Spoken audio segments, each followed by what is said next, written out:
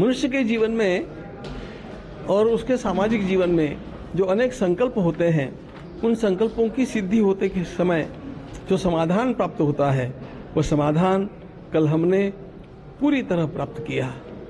मुझे याद आ रही थी हमारे अनेक कार सेवकों की और उनके भी पूर्व जिन लोगों ने आत्म बलिदान इस दिव्य कार्य के लिए किया था, उन सब की। और मुझे अंतःकरण में पुनः पुनः भाव उमड़ करके आ रहे थे कि मोदी जी के प्रयासों के कारण आज उसके ऊपर कलशारोपण हो रहा है, उसका कार्य पूर्ण हो रहा है। काम बहुत लोगों ने किया, लेकिन आखिर इन सब लोगों की एकत्रित शक्ति ने मोदी जी को खड़ा कर दिया। और इसलिए उनका जो भी वर्णन किया जाए वो मुझे कम ही लगता है। मैंने केवल भावुकता में उनको राजर्षि नहीं कहा, उस प्रकार का उनका जीवन मैं देख रहा हूँ। कल समय अल्प था, इसलिए मैं पूरा बोल भी नहीं पाया, लेकिन इन 11 दिनों में उन्होंने भगवान श्री राम के मंत्र का बहुत जप किया है। मंत्र हमने ही भेजा था, लेकिन वो लगातार अखंड जब भी खाली थे उस मंत्र का जप कर रहे थे। ये मैंने स्वयं अवलोकन किया है।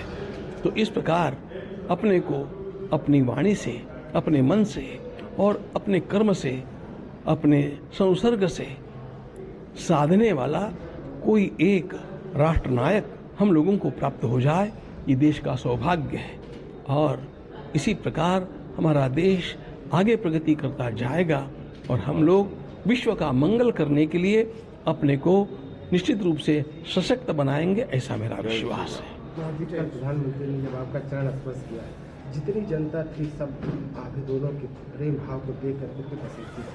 क्या आपको कैसा लग रहा था उस पल का, कैसा लगा आपको? देखो, क्या भावनाएं थी? जब मैं तो समझता नहीं था कि उनके मुख में मुझे पिलाना है। मैं तो चरणामृत के रूप में उनको तीर्थ देने के लिए ही उनके कहने से लाया था। एक बात और बता देता हूँ, वास्तव में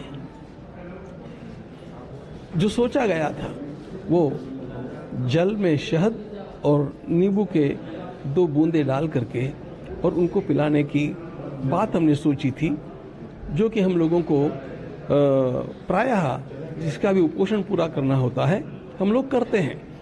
लेकिन उन्होंने कल मुझे अलग से आते आते अलग से मुझे कहा कि आप मुझे और कुछ मत पिलाइए, भगवान श्री राम का चरणामृत पिलाइए।